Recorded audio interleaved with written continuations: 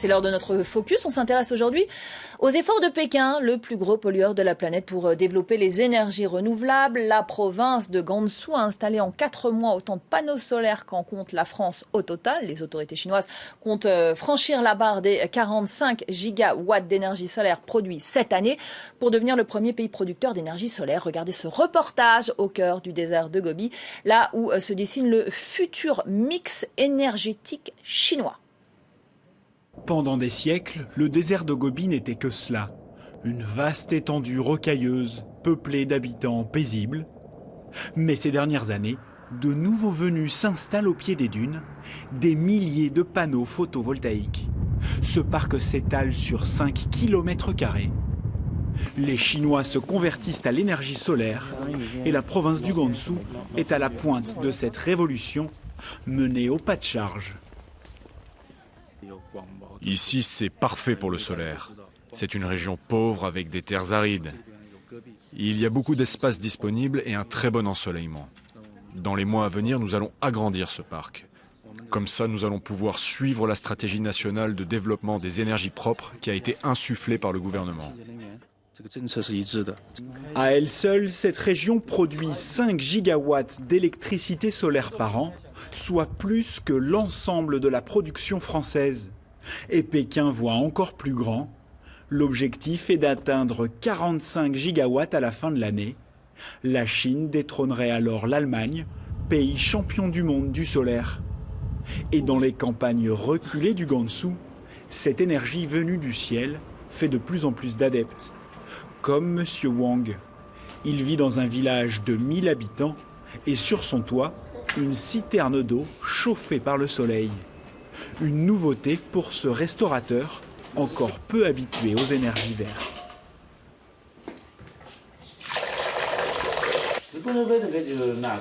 Le système fonctionne tout au long de la journée et on obtient de l'eau chaude très rapidement. Je ne peux pas vous dire le prix exact car je ne sais plus combien je payais auparavant. Mais en tout cas, ce n'est pas gratuit, ça c'est sûr.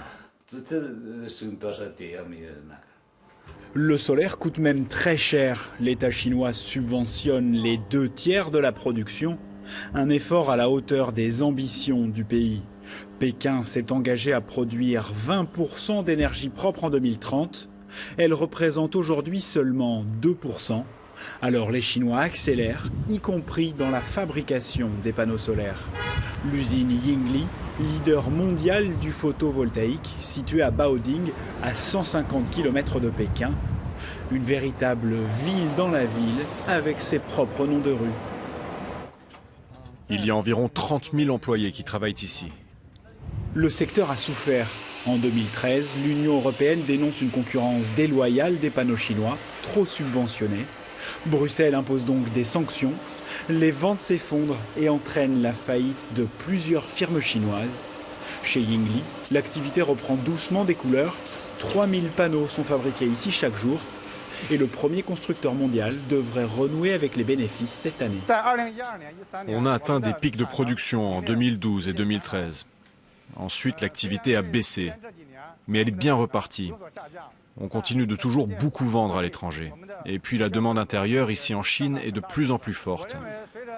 Pour moi, l'industrie photovoltaïque a vraiment fait son grand retour et je suis très confiant pour les années à venir.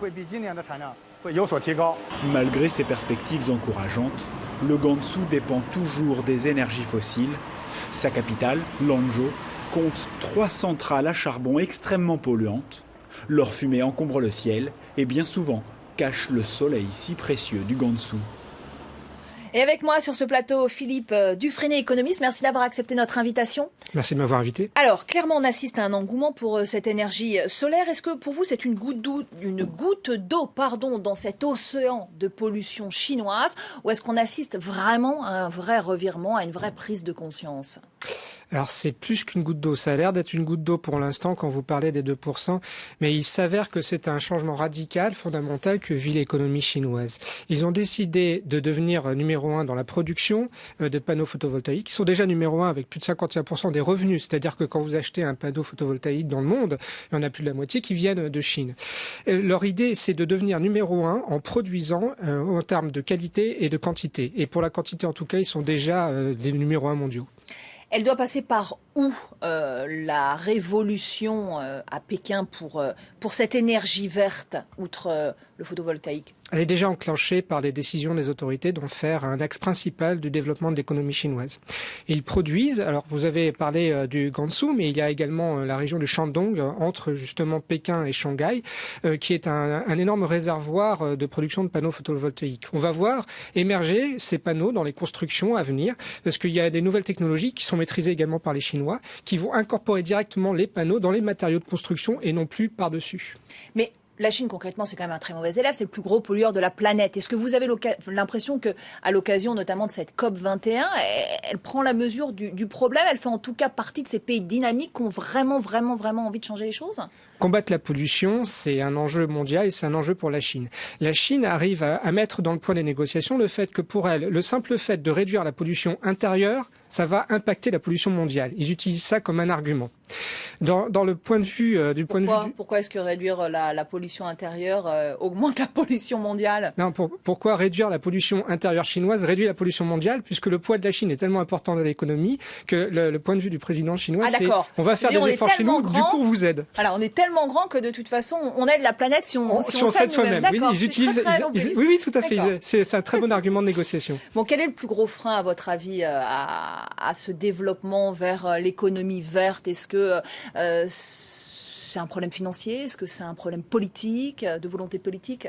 Quel est le plus gros frein à votre avis? Il n'y a plus de problème de volonté politique puisque c'est une volonté clairement affichée dans l'économie planifiée chinoise. L'avantage et l'inconvénient à la fois de l'économie planifiée, c'est que quand ils ont décidé de faire quelque chose, ils vont le faire. Que ça marche ou que ça marche pas, au début de toute façon, ça va avoir des mauvaises conséquences comme ça, par exemple, provoquer la faillite d'un grand groupe chinois qui s'appelait Suntech. Mais à terme, on peut être sûr qu'ils vont inonder le monde de panneaux photovoltaïques. Après, en termes de technologie, ils font des progrès.